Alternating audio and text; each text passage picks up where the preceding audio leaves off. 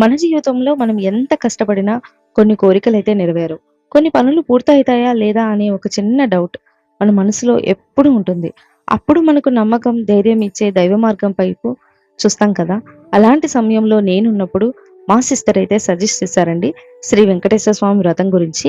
ఈ వ్రతాన్ని నేను 6 వారాలు పూర్తి చేసి, 7వ వారం చేసే సమయంలోనే వెంకటేశ్వర స్వామి అనుగ్రహం నాకు లభించింది.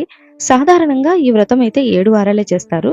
కానీ వడ్డీ కాసుల వారు కాబట్టి అదనంగా ఇంకొక వారం చేస్తారనమాట. ఈ వ్రతం గురించి నాకు కూడా మొదట్లో చాలా సందేహాలుండేవండి. ఎలా చేయాలి? ఎప్పుడు ప్రారంభించాలి? ఏ వస్తువు కావాలి? తిరుమలకే వెళ్ళాలా వ్రతం పూర్తయినాక? లేదా మన దగ్గరలో ఉన్న వెంకటేశ్వర స్వామి ఆలయంకి వెళ్తే సరిపోతుందా?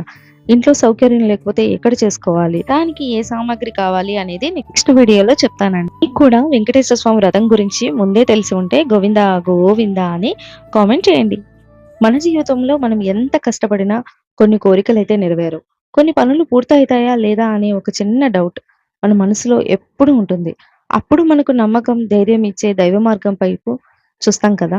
అలాంటి సమయంలో నేనున్నప్పుడు మా సిస్టర్ అయితే సజెస్ట్ చేశారండి శ్రీ వెంకటేశ్వర స్వామి వ్రతం గురించి. ఈ వ్రతాన్ని నేను 6 వారాలు పూర్తి చేసి, 7వ వారం చేసే సమయంలోనే వెంకటేశ్వర స్వామి అనుగ్రహం నాకు లభించింది. సాధారణంగా ఈ వ్రతం అయితే 7 వారాలే చేస్తారు. కానీ వడ్డీ కాసుల వారు కాబట్టి అదనంగా ఇంకొక వారం చేస్తారనమాట. ఈ వ్రతం గురించి నాకు కూడా మొదట్లో చాలా సందేహాలుండేవండి. ఎలా చేయాలి? ఎప్పుడు ప్రారంభించాలి? ఏ వస్తువు కావాలి? తిరుమలకే వెళ్ళాలా వ్రతం పూర్తయినాక? లేదా మన దగ్గరలో ఉన్న వెంకటేశ్వర స్వామి ఆలయంకి వెళ్తే సరిపోతుందా?